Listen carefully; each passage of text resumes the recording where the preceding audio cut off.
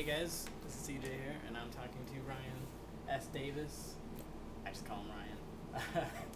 The author of this awesome comic, Velvet Garden. Yes, this is the one. Now, this comic is about an urban legend, the arcade machine, Polybius. Could you give us a little background on that? Yeah. It's actually it's an urban legend, a myth that's actually happened. Apparently, that the government put these machines into like 7-Elevens and pizza places and all kind of places, and when stuff started happening to kids and people started playing them in the 80s, the government would come in and take notes about like what's going on. Like schizophrenia started happening to a couple people, insomnia, amnesia, and as soon as somebody died, they pulled the machines. A couple people died from this, supposedly from the game play, and they pulled the machines, and then it became an urban legend because it was only in these pizza places and 7-Elevens for like a year. Nobody really knows if it happened, but basically our story is based on that urban legend, and we just kind of wrote a story around that myth. So how much of it actually takes from fact? Our story? Yes. Basically everything with the game, and then we call them like kind of like men in black, but like basically government agents that just kind of come in and kind of watch over the town or take notes, or we don't really know what they did, but as far as the government, they probably did experiments or took people back to a facility and questioned them or did something. So all of that is taken from the urban legend, but our story about this group of kids or about this town is made up. So where does the name come? Well, the video game is called Polybius, and it is that's just part of the urban legend. That's just apparently what the game was called. I meant Velvet and then Garden. Velvet Garden Okay. is you actually have to read. It's very confusing. I wrote this as a 150-page graphic novel, and there's like 6 chapters, and so you actually don't find out the title until the last 2 words of the book. But you're supposed to. How I wrote it was you're supposed to read the whole thing, and then you get the information basically at the end. But because we decided to put it in comic book form, it was already set up in chapters, so we could just cut it into comic books. But you don't really get all the information until the very end. So it is confusing why it's called Velvet Garden, but I assure you there's a payoff at the end. Okay. Next question. How about the characters in the book? Like, how did you come up with this little town? This is an actually huge project. It's actually 3 graphic novels, basically. There are 18 issues. And so the first book takes place in like World War II and has some stuff with Hitler and everything like that. And the last book, the third book, actually takes place in Colorado Springs. And so we're trying to find stuff that actually has kind of like a West Coast vibe, or where could it be? And there was a couple reports actually from Seattle, Portland, somewhere in Oregon. So we were like, man, that'd be perfect. Let's set it in Oregon. So we started looking around for places in Oregon, and along the coast, or a little inland, there's Tillamook, Oregon. It's actually where they make cheese, apparently. And so and we did some research.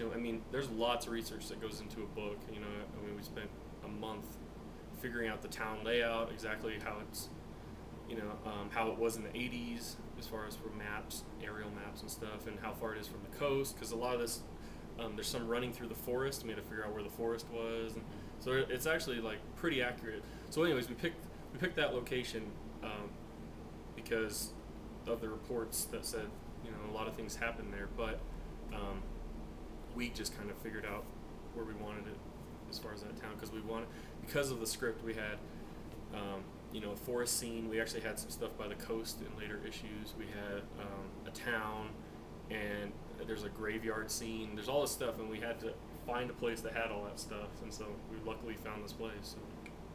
At the end of the comic, you had a story from your father, Randall Davis. Yeah. What's the purpose of that? So I'm a huge fan of like crime novels and like old pulp paperbacks and stuff, and really old ones, like really small. And I collect them, and my dad actually collects them. But my dad and I love that stuff, and so we thought, man, wouldn't it be cool that this is kind of like a pulp magazine? And so we were like, you could put anything you want. It's your own comic. So we thought, he has all these short stories that he's written. They're kind of crime related. It doesn't even have anything to do with my story. But so we thought, yeah, let's just throw that in the back. I'll paint a little picture for like a cover, like a fake paperback, and throw it in there and like make it kind of a three-parter, so that you have to, like, if you don't like Velvet Garden and you like his story, you'll have to buy the next issue for his story at least. Or if you like, Velvet Garden, you don't like his story, you have to come back just like a comic. So we decided we'll do like a three-parter in the first 3 issues, and then in the last 3 issues, I don't think we've even announced this yet, but I'm going to be writing like a short crime story, and so we'll have that in the last 3 issues, and we'll do that with every comic.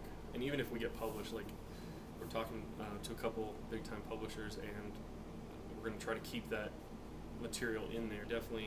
I definitely like giving more in a package to people, because I like people to feel like they got something instead of just feeling kind of ripped off, or like spending $5 for a comic book because it's an independent comic book. What would you classify the story as? Like, do you take from mystery stories or crime novels? Yeah, I would say it's somewhere in the crime genre. I mean, there's not really crime so much as far as like, it's not like a murder mystery, right, but it's definitely a mystery. I mean, I actually write a lot, like, I take a lot of inspiration from like Quentin Tarantino and stuff like that kind of filmmaker and writer. But so my stories are a lot of times non-linear. They don't just start and then finish at the end. The first book is pretty linear, but like throughout the book, there's going to be things that like jump around to the beginning of the book, and there'll be, at the beginning of every chapter, there's like some stuff about like the sheriff. And you almost don't get the whole story until you finish it. It's kind of confusing. You'll be reading each comic going, what is happening? Until the very end, you'll be like, oh, that happened because of in number 2, and oh man, number 3 they did this, and that's why that happened at the end. But yeah, I definitely think it could be considered a mystery, and sci-fi maybe a little bit. So, what got you guys like started, like working on this project together? Actually, oh man, we started a long time ago. This was like 2 years, maybe 3 years ago, and we met here at the comic book store, and we both were drawing, and I think it was for like 24-hour comic day or something. And I was trying to kind of break into the business or do something, and I'm an artist too, and so I actually I made friends with him, and actually he said, I have some stuff going on. It's I'm published, and it's independent stuff, but I have some stuff, and I was like, anything you can throw me on. If I can do inks for you, lettering, anything, just so I can get my foot in the door, and then I can either draw or write or whatever. So anyways, one day we were sitting around talking, and we're like, man, there has to be something that we could work on together and both co-create. And he knew about this Polybius urban legend. He's like, we Googled it and looked it up really fast, and he's like, what do you think about this as a story? And I'm like, man, that's awesome. And me, with my loud mouth, I like rattled off a million ideas. And he basically, he had kind of an idea of what he wanted. He actually was thinking about this. He was going to write like this as his first writing thing that he'd ever done, and then draw it himself and have this be like a book of his. And he had all these ideas, but he couldn't kind of make it happen, I guess. And I think maybe he was just bouncing it off of me to kind of come up with ideas for himself. And of course, I kind of took over the project. But anyways, so I said like, this is what I would do, A, B, and C, and then this is how I would end it. These are the characters I would have, and I would have them be brothers, and basically how I pitched it to him, like literally in the first 5 minutes was, this sounds like, I mean, it's in the 80s. Okay, let's keep it in the 80s. This sounds like a Breakfast Club meets Lost Boys meets Goonies type of thing. I said, it sound like we could have an adventure story like the Goonies, but have a very dark like Lost Boys.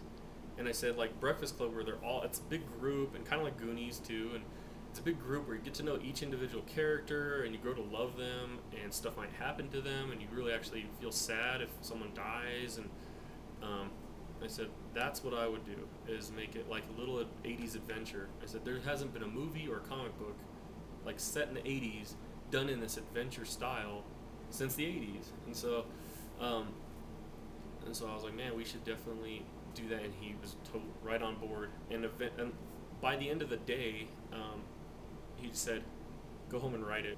About 3 months later, I had it done completely, and then started working, drawing it. And that was it. We got so much publicity and so much good press from,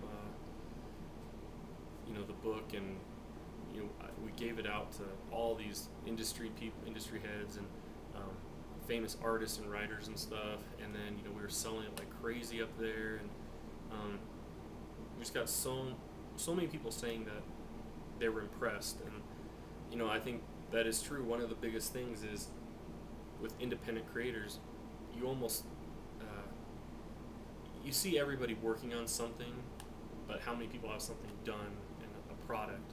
It's like everybody's writing something, or everybody wants to draw a book, and that's great. I mean, I'm glad everybody has a dream to do that, but you really, it's like if you're a musician or a filmmaker, it's like you can't just say I'm a filmmaker and not have done anything. You have to go out there, even with a little cell phone camera now, make a movie. So that's kind of what we did. We just kind of said, hey, let's just do it. Even if it's not our best work.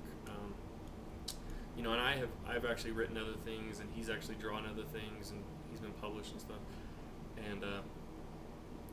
And so it's not really our first work, but it's our first kind of professional, complete project as like a mainstream comic that could be published by a big name company. And we're really proud because the Denver Comic Con just kind of exploded with people coming up to our booth and asking about it.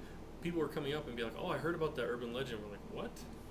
Okay, that's random. And so and then the biggest surprise was when we came back down to the store, and luckily I work at a comic book store. We're selling them here. We sold. I mean, it's been like a month later. We've sold quadruple the amount that we did at the convention. And I mean, even the next day after the convention, we sold maybe 10 copies right out of the gate the day. And I'm going, this just doesn't happen for an independent comic. Now it's good. I mean, it's probably good that we really made a packet. We gave like a sticker and full color cover. It's real glossy. We put it in a bag for people. It has the bonus story from my dad. Has a little thing written by me in there, and I just think that people, they're getting like a package. They're not just getting like this little flimsy thing printed up on your home printer at Kinko's or something. I mean, it's like a professional comic done by amateurs. So on the sticker is a web address for Ruby Carriage. What is that exactly? That's our like kind of production house or our studio name, and so we're actually going to be. We have a few projects from us going up there in the next couple months to a year, and then we're actually going to be doing kind of a talent search, and it's going to be kind of a production company. Even if we got picked up by some big name, Image, Vertigo, Dark Horse, someone like that, we're still going to keep the Ruby Carriage logo as far as our creative rights, and so when you're associated with Ruby Carriage, if you end up doing a book and you put that, you're under our production house or whatever, then you're kind of associated with Image or Vertigo or whoever we get picked up by.